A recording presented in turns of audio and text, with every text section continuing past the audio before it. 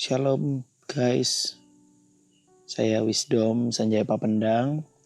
Saya mahasiswa arsitektur Atmajaya angkatan 2011. Jadi saya mau sharing sedikit tentang tema yang kita renungkan dalam minggu ini, yaitu tentang senjata yang diperlengkapi. Sedikit review tentang tema minggu lalu. Minggu lalu kita belajar tentang otoritas anak Allah yang ditulis di Efesus 2 ayat 10. Efesus 2 ayat 10 menuliskan tentang karena kita ini buatan Allah, diciptakan dalam Kristus Yesus untuk melakukan pekerjaan baik yang dipersiapkan Allah sebelumnya. Oke, jadi semuanya perhatiin ya. Kita diciptakan dalam Kristus Yesus untuk melakukan pekerjaan baik yang dipersiapkan Allah sebelumnya.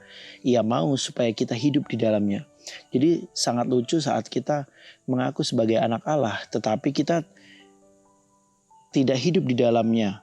Sangat lucu saat kita mengatakan kita anak Allah, tapi kita tidak melakukan pekerjaan baik yang sudah dipersiapkan oleh Allah sebelumnya. Jadi kita tidak mengerjakan pekerjaan yang baru sebenarnya, tapi kita mengerjakan pekerjaan yang sudah dipersiapkan Allah sebelumnya. Nah, hari ini kita belajar tentang senjata yang diperlengkapi, ditulis di 2 Korintus 10 ayat 3 sampai 4 yang berkata demikian. Memang kami masih hidup di dunia, tetapi kami tidak berjuang secara duniawi, karena senjata kami dalam perjuangan bukanlah senjata duniawi, melainkan senjata yang diperlengkapi dengan kuasa Allah yang sanggup meruntuhkan benteng-benteng. Mungkin hari-hari ini kita semua sepakat bahwa hari-hari ini penuh dengan struggle ya, penuh dengan kesusahan, penuh dengan kesulitan, apalagi dengan pandemi yang terjadi di awal tahun ini. Nah, hari ini yang Tuhan mau kita belajar bareng-bareng adalah sebenarnya bagaimana sih cara kita berjuang? Apakah kita mau berjuang dengan cara yang sama dengan orang lain? Nah, cara yang sama itu seperti apa? Kita memang hidup di dunia, tapi sebenarnya guys, Tuhan mau ajar kita bahwa kita nggak bisa berjuang dengan senjata dunia. Contohnya apa sih senjata dunia? Senjata dunia itu sederhananya yang hari-hari ini lagi nge-hype, yaitu demo dengan kekerasan, dengan kerusuhan. Ya, satu permasalahan bisa memicu permasalahan yang lebih besar seperti itu. Sebenarnya bukan itu yang harus kita lakukan. Cara berjuang kita sebagai anak Allah harus berbeda. Ya, cara berjuang kita dengan persenjataan yang dari Allah sendiri. Senjata apa sih yang dari Allah? Sebenarnya kita bisa buka di Efesus 6 ayat 10 sampai 20. Semuanya pasti udah pernah dengar ya tentang perlengkapan rohani. Perlengkapan rohani yang pertama yaitu berikat pinggangkan kebenaran. Apakah hari-hari ini hidup kita berikat pinggangkan kebenaran atau tidak?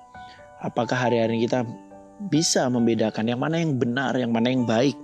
Jangan-jangan kelihatannya baik tapi sebenarnya nggak benar. Ada juga perlengkapan yang kedua adalah berbaju zirahkan keadilan. Nah, terkadang kita suka memikirkan sesuatu yang nikmat, sesuatu yang enak, sesuatu yang menyenangkan hati kita. Tapi apakah itu adil buat orang lain? Apakah itu baik untuk orang lain? Apakah itu benar untuk orang lain? Kakimu berkasutkan kerelaan. Apakah hari-hari ini kita rela untuk memberitakan Injil? Memberitakan Injil itu bukan datang ke orang-orang lalu mengatakan Yesus baik. Orang-orang pasti tahu Yesus baik jika kita memberikan teladan yang baik.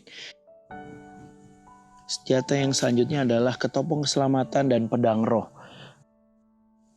Bagaimana kita bisa mengatakan bahwa kita anak-anak Allah kalau kita nggak pernah tahu apa sih yang Allah ngomongin? Kita nggak pernah tahu apa yang Allah nasihatkan kepada kita.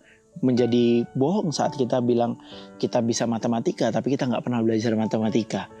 Menjadi bohong saat kita bilang kita bisa fisika tapi kita nggak pernah belajar fisika dalam seumur hidup kita. Nah, hari ini kita mau belajar tentang senjata yang diperlengkapi. Sebenarnya adalah Tuhan mau ajarin kita tentang bagaimana sih cara kita berjuang di masa-masa sulit yang seperti ini.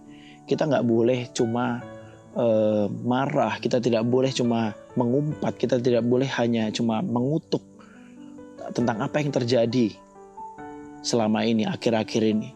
Tetapi bagaimana cara kita dengan penuh kesabaran, penuh dengan kasih, penuh dengan hikmat dari Roh, kita bersikap yang benar di hadapan Tuhan.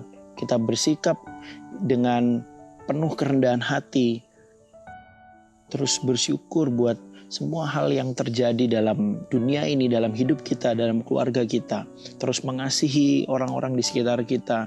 Karena sesungguhnya dunia ini gak butuh omongan yang besar. Dunia ini tidak perlu teriakan yang besar. Tapi dunia ini sungguh butuh kasih yang besar. Bagaimana sih kita bisa mengasihi dunia ini dengan sesuatu yang sederhana? Paling mudah adalah mengasihi orang sekitarmu, mengasihi pemimpinmu, mengasihi semua orang yang bahkan tidak mengasihimu. Karena kamu anak-anak Allah, karena kita semua anak-anak Allah, mari kita berjuang bukan dengan cara yang mainstream, bukan dengan cara yang penuh kekerasan. Tapi mari kita belajar dan izinkan Roh Kudus ajar kita supaya kita bisa berjuang dengan cara Allah, berjuang dengan elegan, menyebarkan kasih, spread the love, not the hate. Sebarkan kasih, jangan kebencian, jangan permusuhan.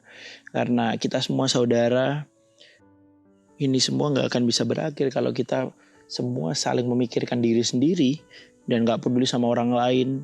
Dan paling sederhana adalah orang yang paling ada di sekitar kita.